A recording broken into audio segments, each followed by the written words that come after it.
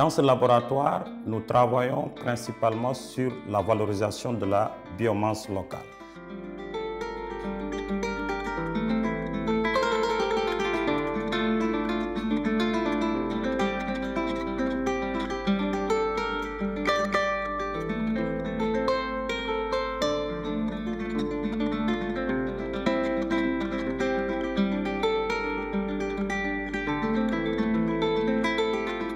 Et notre objectif dans ce laboratoire, c'est de synthétiser différents types de nanomatériaux, c'est-à-dire les charbons actifs, les oxydes métalliques, les graphines et un autre type de nanomatériaux qu'on appelle les hybrides.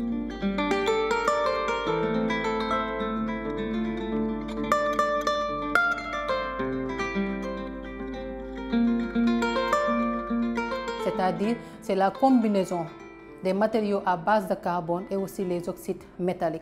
Et pour cela, nous utilisons des résidus de la biomasse pour faire la synthèse en utilisant une méthode de synthèse très écologique, c'est-à-dire très simple et très durable, qui ne nécessite pas du dégagement du dioxyde de carbone. Dans mes travaux, je fais la synthèse, la création et l'application des matériaux à base de carbone et de métaux nobles tels que l'or, le cuivre et l'argent pour l'application des supercondensateurs.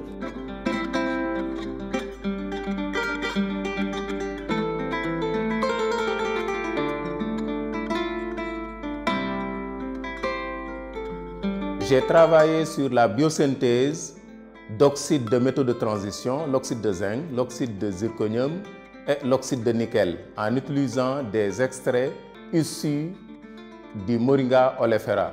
Je travaille sur le dioxyde de vanadium, qui est un matériau qui change de phase selon son environnement. C'est-à-dire un matériau qui peut transiger de la phase métallique à une phase isolante suivant une certaine température de transition qui est égale à 68 degrés Celsius.